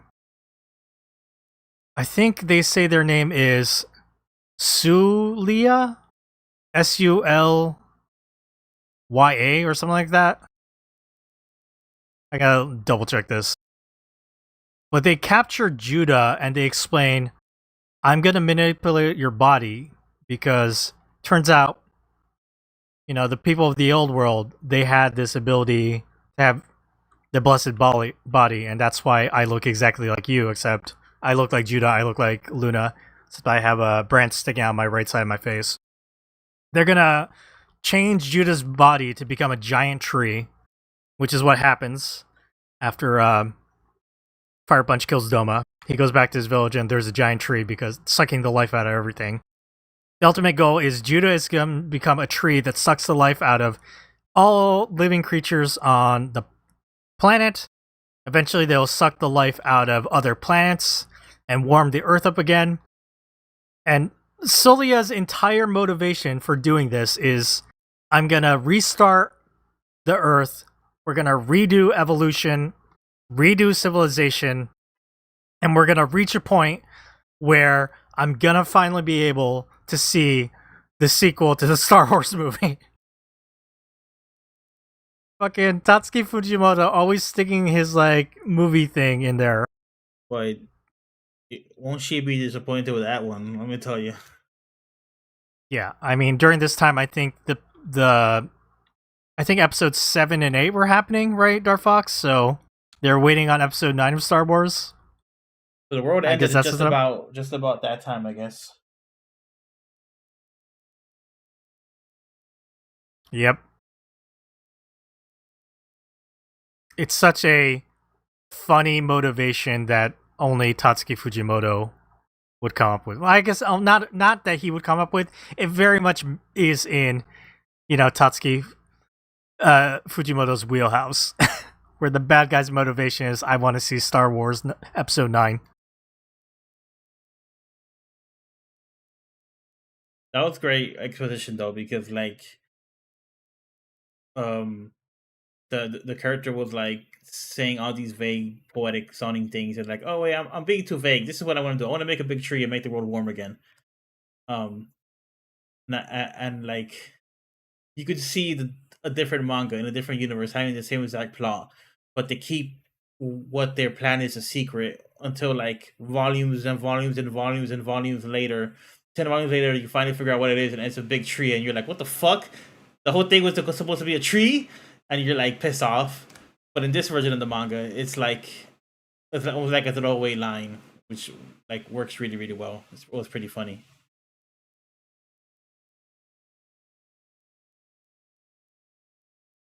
Something that is also very Tatsuki Fujimoto, but not funny, but more like kind of sad.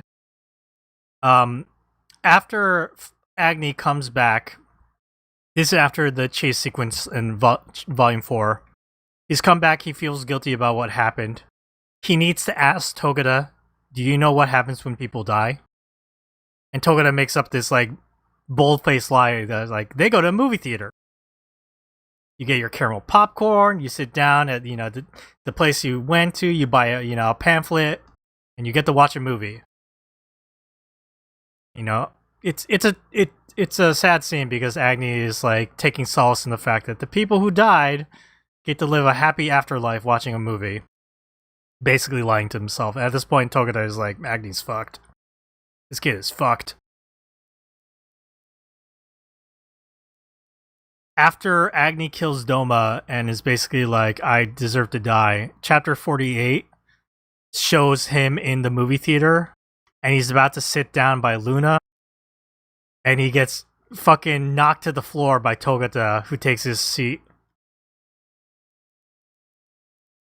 And then it cuts to Togata pulling Agni out of the ocean, but now Togata is burning to death. Dar, did you see Togata's final words coming? No, Did I you see it coming? didn't. I didn't. I wasn't really.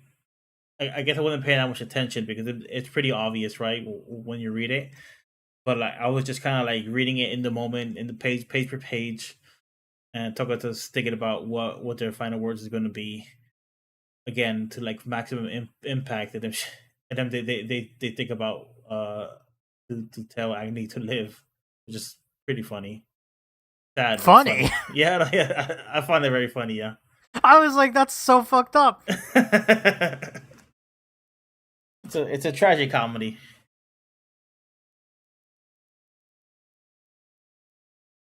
Well, as they're burning to death and they're considering like, when I die, Agni's gonna die. He'll have nothing to live for. Why does Agni have to live? And then there's like a couple panels of Togata's, the back of their head. And then they say, I see, and they smile. What do you think that means, Star Fox? Why does Agni need to live? I don't know. I think Togata was seeing like some sort of movie, and it's better for Agni to keep living for now. I didn't see that much significance in it at the moment. Okay. I'm gonna ask the same question to Seamus, but Seamus, let's not do spoilers of anything in 7 and 8. At this moment in time, when Togata is burning to death, and they were gonna say mother at the end, they decide to tell Agni to live with their final words instead, because they say, so again, why does Agni have to live? I see. What do you think Togata was thinking? Because I reread this and I was like, what were they thinking? No idea. I'm not. If it comes up in 7 or 8, I don't remember. We might have to revisit this next week then. Regardless, it's a fucked up and it's a messed up thing. Because yeah, Togeda says live, and Agni is like so angry and upset and saying, "Why, Togeda? Why?" And takes their charred corpse and walks back to the survivors, only to see the giant tree that has killed the Batman, the sexy lady with the spear, and was it Salia or whatever the name, the Ice Witch is there telling them, show me your catharsis, you need to die.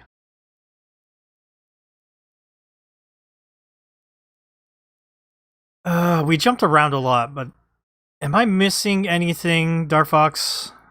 Anything that we didn't mention in these 3 volumes? There's just so much happening.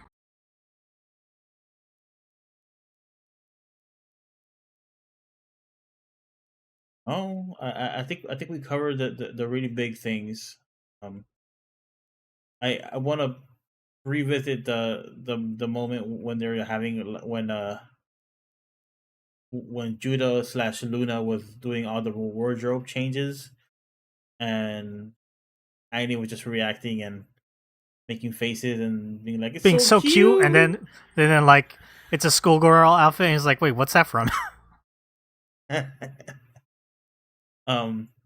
That stuff was like very Chainsaw Man, very modern Chainsaw Man, like the pacing and like the idea of that gag.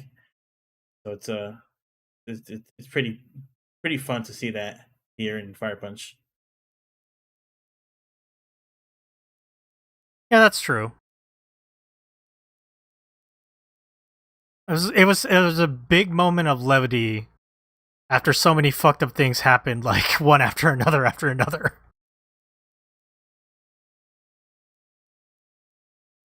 Fire Punch really isn't like the story where you can like insert a lot of these things, so it's kind of a surprising chapter and moment right there.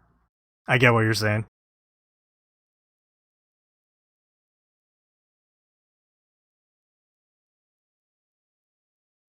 Darfox, did we tell you what was gonna happen at the end of Fire Punch? Fire Punch? Do you know this ahead of time? I might have heard it at some point. I don't remember if I've heard it. Yeah, I don't know how it ends. I've heard it before. All right. So you are going into this kind of blind. Yeah. All right, that's good to know. Good to know.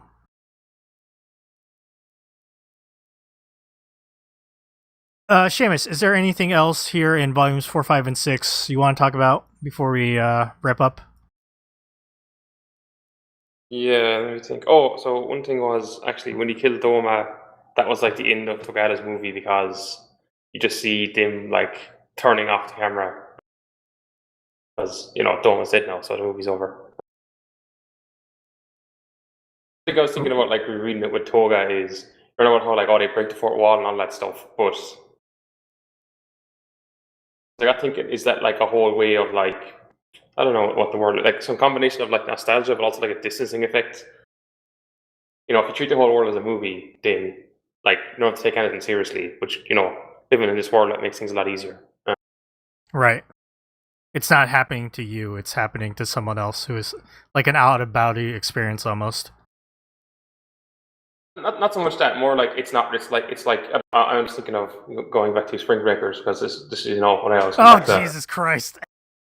But no, the whole thing in Spring Breakers where I just come back to that one scene where they're like pretend like it's a video game before they go rob a place, and then at the end of the movie shoot up a lot of people. Spring Breakers is now on the Manga Mac bingo card, everybody. Hey, look, there's certain phrases with certain things that like are stuck in my head, and then when I read other things, I'm just like keep coming back to it. The other thing I was thinking too, because just some book I've been meaning to reread after forgetting about it for years. There was like this old science fiction novel from the 70s or 80s. It was like we are about to ... It's like basically a bunch of people crashing a planet. I don't know, something that happens with their spaceship doesn't go right, and a bunch of them are like, oh, we all need to like rebuild civilization, and then this one character who's like the main character, he's like, why the fuck do we need to do that? Civilization's grand. We're all just gonna fucking die here anyway. Like, who gives a fuck? Why just all kill ourselves? And they're all like, no, we're not gonna do that. And then I think some of them, they're all like, right, well, like, you need to stay with us because like you need to have kids. So I think she ends up killing them all. And then spends the rest of the book basically dying and thinking about that in her life. I remember you telling us about this book in the past. That's what I was thinking reading this. I was like, y'all just need to die. Y'all just need to be like, fuck it, mass suicide, we're done. Like, there's no better to this, like, you know, just fuck it, just die, like, just, you know. What the fuck was I thinking? Oh, I was rewatching. I always keep going with this reference thing, but this is a movie reference, so like it's more on point. I was just finished watching a movie by a guy called Peter Watkins, who did this like fictional documentary about like Britain in the event of a nuclear war. At the very end of the documentary, they ask these kids, it's like, oh, what you want to be, and the kids are like, I don't want to be nothing. I got thinking about that right here, where there's no like having a kid in this world is like the most fucked up thing to do, because like they're just going to end up getting them in a more and more fucked up situation. Like Agni and his sister, like Judah, like her father, basically being like, no, you got to keep this lie going. I mean, yeah, at the end of Volume 6, we see it, that girl who's like, I'm Doma's daughter, and, you know, I got raped by soldiers, and now I have I'm with child. This is all, like, terrible stuff that's happening to them. Oh, yeah, and the other thing I was thinking, brings it back to Manga, was actually really landed illustrious. But, like, you've got your immortal characters, post-apocalyptic world, your sweet fuck all, the moon, in very different ways.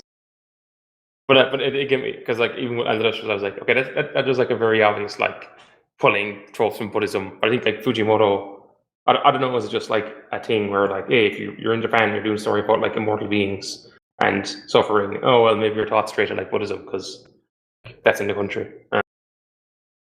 It is very much reminds me of Foss, who was also like over the course of that manga just loses their mind and like their body just gets more and more fucked up, and they're trying to like save people, but also causing like tremendous amounts of damage to people. Yep. It very close parallels to Agni from Fire Punch and Phospholite from Land of the Lustrous. Absolutely. Totally see that. I would be totally down to do a retrospective on Land of the Lustrous in the future when that series finally ends and we read it with like everyone here. Is it close to the impression I get from reading online? Some people think it's close to ending. I think it's also close to ending, but also chapters seem to be coming out at a very, very slow pace. It's in a monthly magazine and it's taken multiple months off. And that might also be for the best, making sure like that series gets done and like everything is drawn up to par. You know, don't rush that ending. That series has been really fantastic throughout, so make it count. But yeah, we should totally do that. Seamus and I have already been reading that series. You know, I would love to hear what Dark Fox and Morgana think of Land of the Lustrous too. Land of the Lustrous. Sure, by the time it finally gets translated, I might have read enough about Buddhism to actually be able to be like, all right, I actually think I can say some of this stuff with confidence. Amitofa. But actually, even that bit, actually, because I was like, what the fuck did I write down over the last couple of days? And I've like, attachment is the issue. It's like, you know, Agni just needs to die, and it'll all be better. It won't be better, it just will be over. Which will be better. Over is better. Well, I don't know. Like, how is not being on fire forever? Like, you know, I feel like if I was on fire, I'd be like, okay, someone like shoot me as soon as possible. Like, don't be leaving me here on fire. I mean, you say that, but in Volume 6, after, like, the giant tree happens, and, you know, I guess we didn't talk about this, but, is Judah the reason the tree blew up and then Agni is no longer on fire? It was Judah's choice? Well, I think the Ice Witch mentions that, like, somehow Judah has all the blessings or controls all the blessings. But the Ice Witch is like, oh, she'll get rid of your regeneration, which clearly she didn't, because he can still regenerate. He's just not on fire. Right. But Agni is supposed to destroy Judah at the top of the tree, or whatever, and he pauses because he's like, "You're Luna.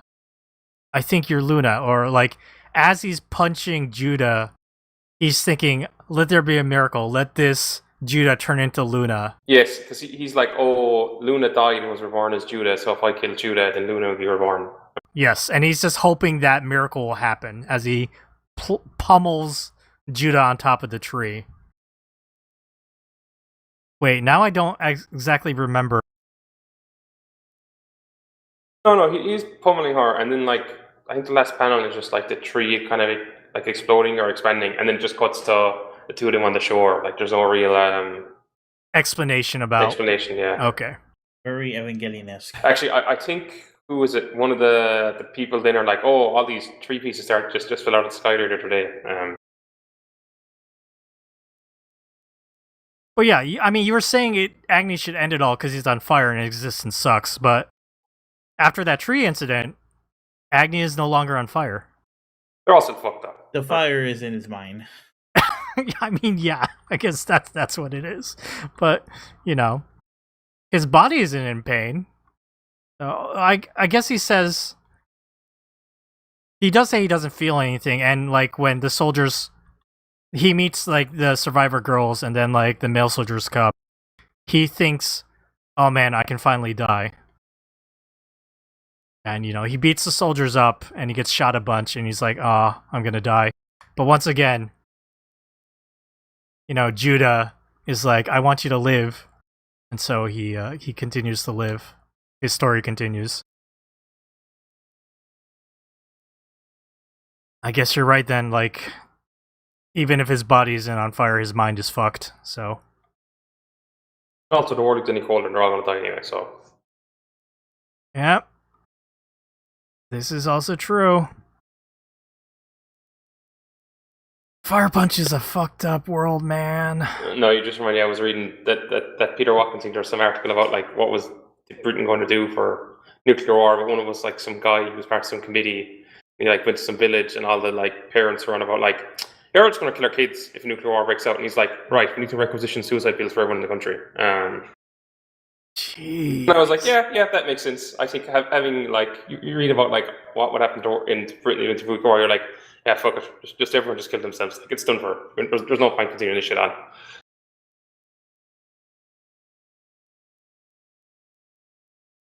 Putting it a little bit nihilistic. Well, I don't see how it's nihilistic to be like, in the event of nuclear war, the planet's fucked. It's like, what the fuck's the point of, like, why would you continue living? Like, there's nothing, there's no better. Things aren't going to get better ever. Like, I mean, you mentioned this last week, but like Yokohama Kaida Ishikiko. yeah, but we'll wait till the next volume when that comes up because I've got shit to say about that thing now after talking about it with some other people. Oh, Well, interesting. Mostly, like, a random aside I made in the last episode, I ended up talking about it to someone else, and they made me realize, oh yeah, I should have, like, followed that plot thread more. Interesting. That next collection is coming out sometime in this fall, so especially when Morgana's back, we'll definitely be able to revisit that and It'll be hear like these thoughts. when we did I'll that- remind you. I'll remember this. That you Oh, have don't worry, I'll some- remember. Okay. It'll be very much like a silent voice redux where I'm just like, all right, now I'm just tearing the shit out of this manga. Very interesting. I've had Okay. time to think about it. But yeah, did I say that last week? Oh yeah, no, I was saying it's like the anti-Yokohama manga. Yes, you mentioned it last week. Well, yeah, I guess we will talk about that in the future. And yeah, Seamus, anything else to say about these 3 volumes? Anything else we missed? Oh, I just want to mention one art thing. Well, it's like relatively minor, but I thought it was interesting. There, like when he's there and he's kind of coming back to life from the deathbed, I did think it was interesting how over the panels it kind of goes back and forth from, like, you can see his full face to you only see, like, the half his face that wasn't burnt. And they're, like, nearly on, like, every page or like every second, third panel, it's kind of switching from one to the other. This is after he got shot by the soldiers and he exactly, yes. And he's like waking recovered, up and he's talking to that one person, right? And it only shows half. Yeah. Yeah. Yeah.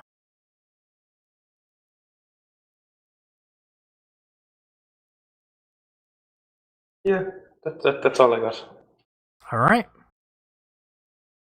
Anything else you miss, Darfox, or you good? I think we're good. I just remember, like, because I read these 3 volumes a couple days ago, and I was reading them, I was like, all the weird things that happen here in these 3 volumes. Like, holy shit. So many twists and turns, all the twists and turns, like Darfox you mentioned at the top of this discussion. And we got 2 more volumes left. And we'll be talking about that next week. All right, let's go ahead and end this episode then. Thank you to Darfox and Seamus for being on this week. Next week, we'll be concluding our Fire Punch retrospective, talking about volumes 7 and 8. Again, that is going to be chapters 61 to 83.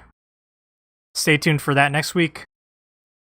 If you enjoyed Manga Machinations, make sure to subscribe to us, review us, rate us on Apple Podcasts, Google Podcasts, wherever else you can find us. Come join our Discord server, discord.me/mangamac. We play Mahjong every Monday. Come talk to us. We now have an introduction thread page where you can introduce yourselves. Let us know your hobbies and who you are. Check out our website, mangamachinations.com. Our Tumblr is mangamachinations.tumblr.com.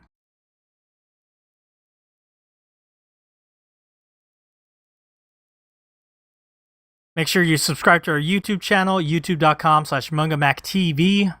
It's where we record these episodes live, usually on Saturdays starting around 7 p.m. Eastern Standard Time. We always tweet out or post information about when we do recordings. So if you're subscribed, you will know you can come join us. If you want to support us, buy us a coffee.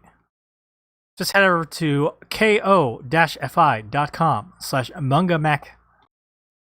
And you can buy us a coffee to support us.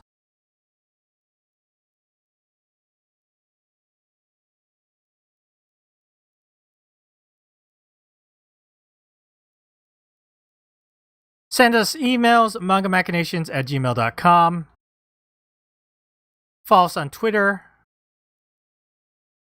at Mangamac Podcast. That's Manga MAC Podcast. That's also our handle on Threads and also our Instagram. And you can follow my personal Twitter at DocZoo, follow Darfox at Darfox8, and follow Seamus at Seamus2389. Seamus is spelled without an H. Alright, everyone, thank you so much for listening to us this week. Bye-bye. Bye-bye, everybody.